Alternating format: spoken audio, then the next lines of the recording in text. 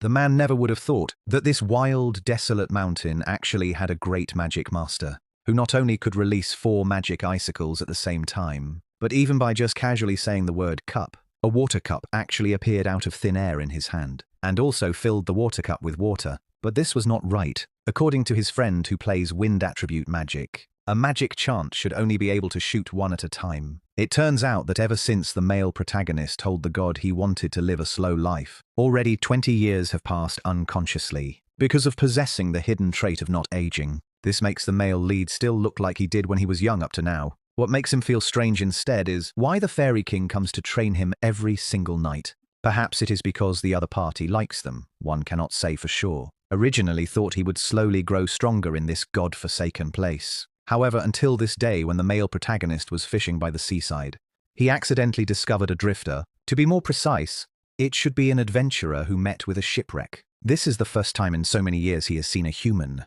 Out of kindness, the male lead brought him back to his residence. The other party's name is Abel. After seeing the male lead's appearance, Abel was first startled. It turns out the other party likes retro style. Then he thanked the male lead again for coming to his rescue. Originally, Abel had thought about giving some gifts to repay the male lead.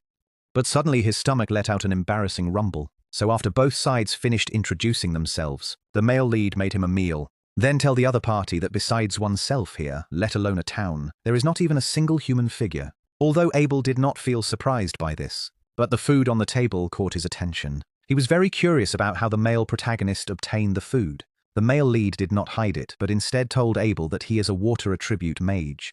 These foods were all obtained after he defeated them using magic. This instant made Abel feel curious. It turns out that in the Central Kingdom only half of the people can use magic.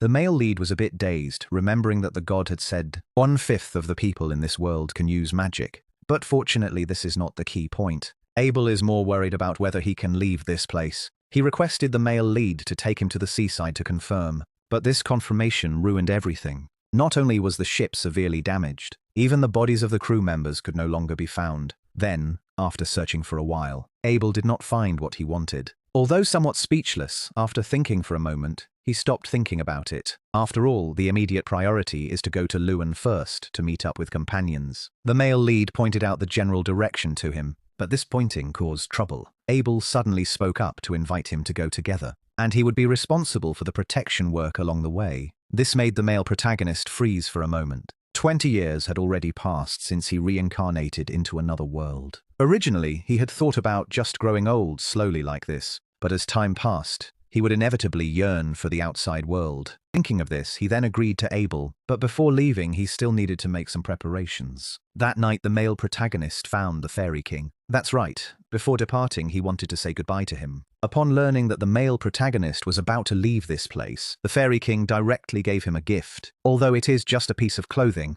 but the male lead was incredibly happy. After all, for so many years he had been using leaves to cover himself. Just like that, after saying goodbye to the Fairy King, the next day the two of them officially set off. Yet it was also at this moment a wild boar suddenly appeared. Abel directly pulled out his weapon. Without a second word, he rushed forward. Just as he had promised the male lead before, he would be responsible for all safety along the way. Abel indeed was not boasting. He really has this strength, although he cannot use magic, but he can use weapon-type skills. After resolving the wild boar, the two continued to head north. But what no one could have expected was, at this moment, the male lead suddenly noticed a large number of lizard men approaching. Just as Abel wanted to step up to fight, the male lead told him that there were many lizard men, and that he would also use magic to fight together. Watched from the side, completely stunned. After all, in his impression, a mage without a wand should not be able to use magic. Also, his companion who plays the wind attribute had told him that chanting a magic spell once should only shoot out one blade. To this, the male protagonist did not give an answer. Instead, in the next second, he generated a glass of ice water. However, his casual action once again left Abel dumbfounded. Why can he use two attributes of magic? One moment it is the ice attribute, and the next it is the water attribute. The male lead also could not give a clear explanation, and could only use the excuse that the two might be connected to fool the other party. Soon they arrived at a plain. Because the field of vision was wide open, the two relaxed their vigilance. But who would have thought that as soon as one wave settled, another would rise? By the time they reacted, the two realized that the rocks on the road were actually some rock golems. It seemed they had entered the other party's nest, and if they did not leave quickly, they would surely be surrounded by the rock golems very soon. Just as Abel finished speaking, he then rushed forward headlong, intending to first defeat one and break through the encirclement. Although his attack pierced through the golem's body, the golem possessed extremely strong self-healing abilities. If it was not defeated in a single blow, I'm afraid even the golem can heal itself in an instant. Seeing this, the male lead says he has a way. Abel is completely losing it. He knows the male lead is very strong, but he didn't expect him to be so outrageously strong. Just like that, under the male lead's magic, the rock golems all turned into experience points. Then the two of them arrived at the mountain. They saw a legendary behemoth sleeping on the ground.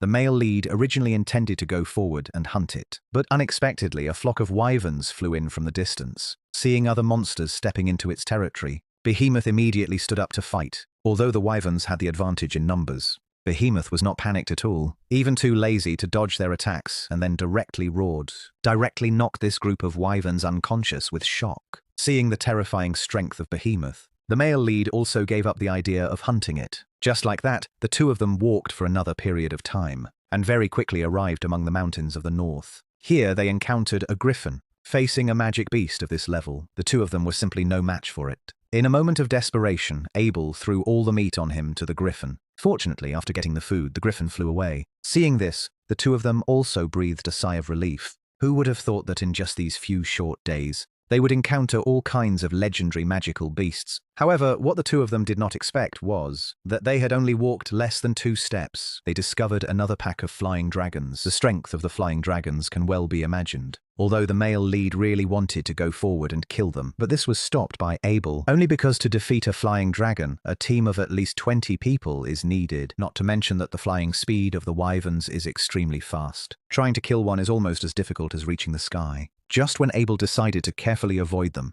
the male protagonist, however, believed that even if they could bypass them, one must know that this is the wyvern's nest. If during the process of moving forward one is disturbed, it is highly likely to attract other flying dragons because of this. This instead will plunge them into an even more dangerous situation. Originally Abel refused, but very quickly the male lead's operation shocked him for 100 years.